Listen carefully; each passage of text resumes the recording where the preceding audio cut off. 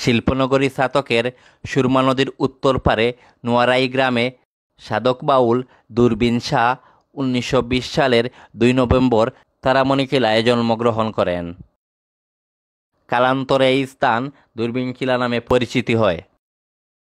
নামাজ আমার হইল না আদায়, নামাজ আমি পড়তে পারলাম না, দারুণ খান্নাসের দায়, নামাজ আমার হইল না আদায়। তার পিতা সফায়াত আলী শাহ ছিলেন একজন সুফি সাধক। মা হাসিনা বানু ছিলেন আধ্যাত্মিক জ্ঞানের অধিকারী। ফলে পারিবারিক সঙ্গীত চর্চার ঐতিহ্যে তিনি বেড়ে উঠেছেন। 1946 সালে সুফরা বেগমের সাথে বিবাহ বন্ধনে আবদ্ধ হন। দূরবীন শাহের অধিকাংশ গানে সুফি ও মরমিবাদ যথেষ্টভাবে ফুটে উঠলেও এসবের বাইরে ভিন্ন মিজাজের অসংখ্য গান লিখেছেন। শ্রেণী বিভাজন করলে এসব গানগুলো বাউল, বিচ্ছেদ, আঞ্চলিক, গণসঙ্গীত, মালজুরা, জারিসারি, বাকিয়ালি, গৌর, মিলন, রাধাকৃষ্ণ বিষয়ক পদলি, হামনাত, মারফতি, পীরমুর্শিদ স্মরণ, আলাস্মরণ, নবীস্মরণ, অলিস্মরণ, ভক্তিগীতি, মনশিক্ষা, সুফিতত্ত্ব, দেহতত্ত্ব, কামতত্ত্ব, নিঃসর্গতত্ত্ব, দেশের গানসহ অসংখ্য গানে বিভক্ত করা যায়। এছাড়া বিবিধ শিরোনামে তার রচয়িত পদবলিকে চিহ্নিত করা যেতে পারে।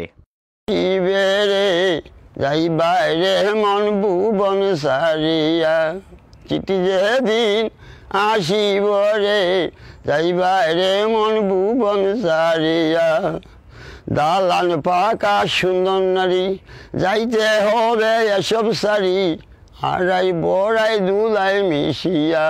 বাংলার লোকগানে এক অনন্য অবদান রেখে গেছেন দূরবীন শাহ, যার অদ্ভুত গায়কী এবং রচনায় এদেশের লোকসঙ্গীতের ভাণ্ডার সমৃদ্ধ হয়েছে।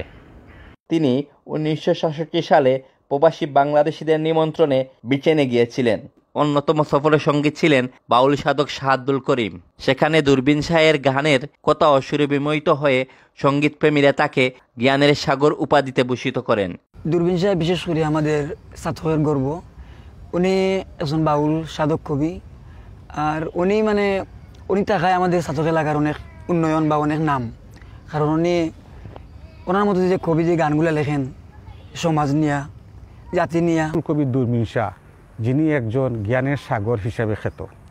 বাউলরা হচ্ছে প্রসিদ্ধ এরই জন্য মানুষের কথা বলেন, জনগণের কথা বলেন এবং দিনমজুরের কথা বলেন।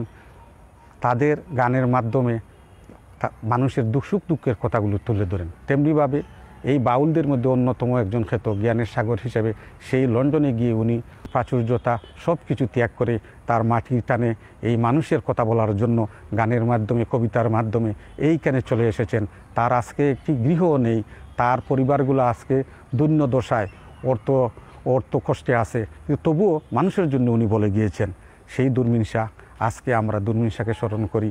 দূরবীন শাহর স্মৃতিকে রক্ষার্থে এখানে এইগুলোকে সরকারের মাধ্যমে যেন একটি স্মৃতিফলক তৈরি করা হয় এবং দূরবীন শাহর লেখনী যেন সরকারের মাধ্যমে পৃষ্ঠপোষকতায় আরও প্রস্ফুটিত হয়। তখন দূরবীন শাহর গানগুলো, দূরবীন শাহর কবিতাগুলো জনগণের কাছে তুলে ধরা হবে। অসংখ্য গানের রচয়িতা এ সাধক বাউল 1977 সালের 15 ফেব্রুয়ারি মৃত্যুবরণ করেন।